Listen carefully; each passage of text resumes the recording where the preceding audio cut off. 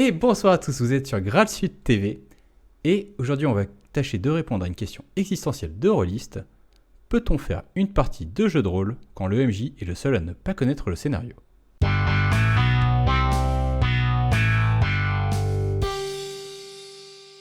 Pour ceux qui nous suivent, vous savez qu'on a tendance à tordre le cou aux préjugés et aux images un peu épinales du jeu de rôle. Et avec cette question, on ne fera pas exception à la règle. Car aujourd'hui, on va parler de la clé des nuages de KF. Dans ce jeu, qui se joue uniquement à 2 joueurs, l'un d'entre eux sera le mage qui aura une quête à résoudre, alors que l'autre sera l'image qui lui présentera les décors. Et en effet, le meneur, organisateur, prendra le plus souvent la place de l'image, car c'est lui qui va s'occuper de poser les clés permettant la réalisation du jeu. Le mage, quant à lui, sera en charge de choisir une quête. Cette quête sera secrète jusqu'à la fin de la partie. Et à partir de là, la partie commence. Le mage devra remporter et devra vaincre les épreuves, les énigmes se trouvant sur son chemin et qui auront été posées par l'image.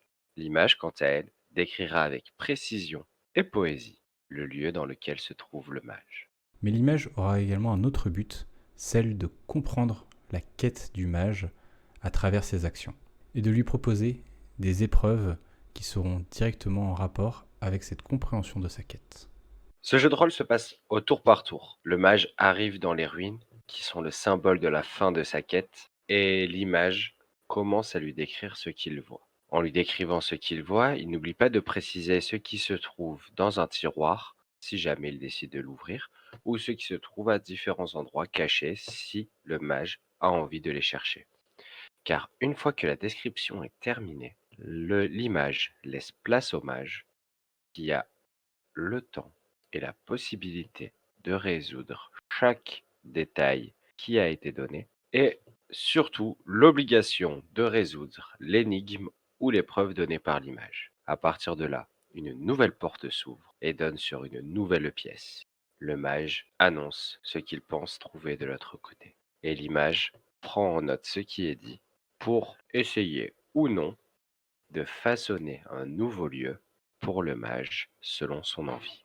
Et cette notion de tour par tour est très importante, car une fois que l'image aura fini de présenter la scène et sa difficulté, il ne pourra plus répondre à aucune question et ne parlera plus jusqu'à ce que cette dernière soit entièrement résolue. Il va donc falloir faire une description complète afin de donner matière à travailler pour le mage, mais bien qu'il se taise à ce moment-là, il devra écouter avec grande attention, car l'image va devoir comprendre la quête du mage par rapport au sens qu'il donne à ses actions.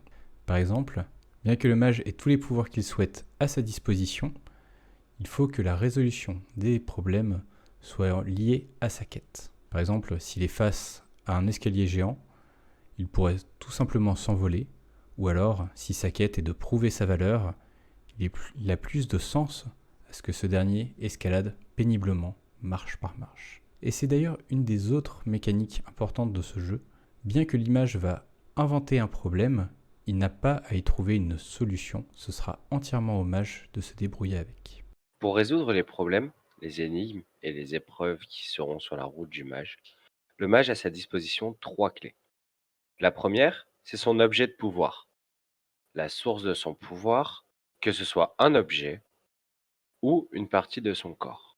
Le mage pourra l'utiliser pour résoudre les problèmes et les dilemmes auxquels il fera face. Il aura à sa disposition aussi 2 autres clés. Ces 2 autres clés seront données en début de partie par l'image et il devra trouver derrière ces clés un sens et une symbolique qui correspond à sa quête. Pour créer son mage, rien de plus simple.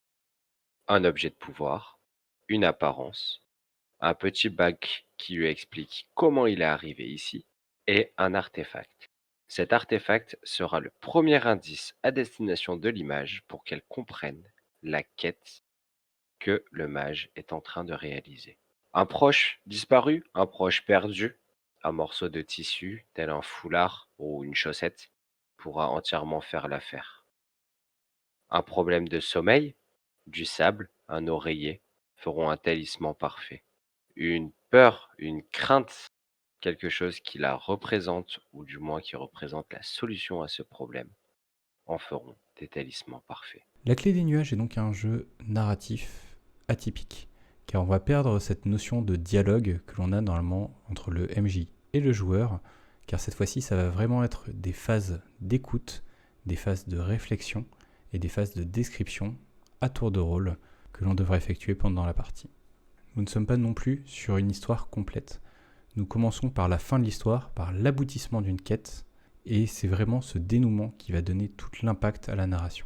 Point positif, nous pouvons noter que de ce jeu, de cette expérience ludique, émane une véritable sérénité.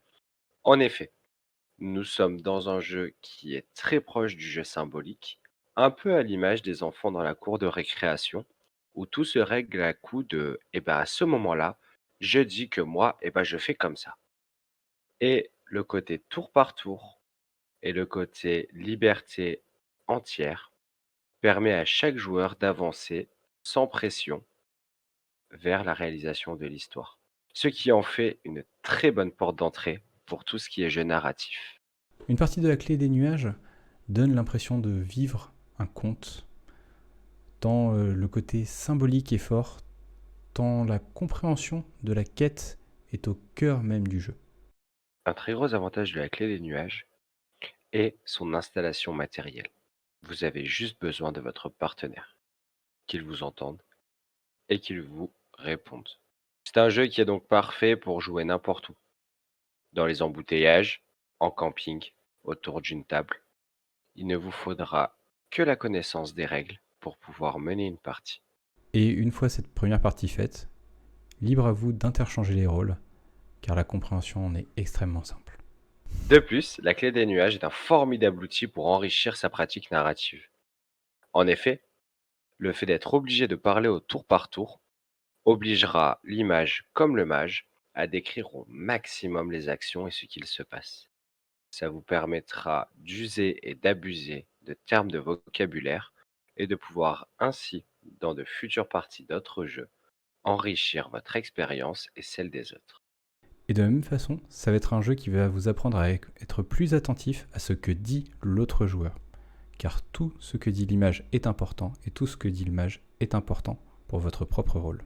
Un des gros inconvénients et des gros défauts de la clé des nuages reste sa proposition de jeu qui est uniquement à 2 joueurs. Même si cette proposition est censée, au vu de ce qui est demandé de la mécanique, on regrette quand même le fait de ne pas pouvoir y jouer à 3 ou à 4. Un des autres soucis que l'on peut avoir sur la clé des nuages, étant donné ces périodes de réflexion, de compréhension, le jeu peut avoir de longs passages de silence, pouvant durer des dizaines de minutes, afin que chacun réfléchisse au mieux à la façon de présenter la scène.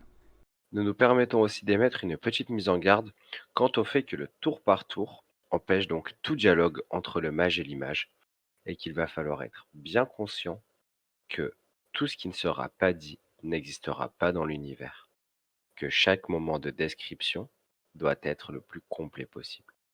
Et donc au final, mon cher Adrien, peut-on faire une partie de jeu de rôle quand le MJ est le seul à ne pas connaître le scénario? Et je répondrai simplement que, une fois de plus, oui. Dans la pluralité des propositions qui existent dans le monde rôlistique, nous pouvons encore répondre favorablement à cette question. En effet, la clé des nuages permet de faire toute une partie où le but est d'arriver à faire comprendre au MJ quel est le résultat du scénario. Et donc mon cher Adrien, as-tu quelque chose à ajouter? L'HTD est bien joué.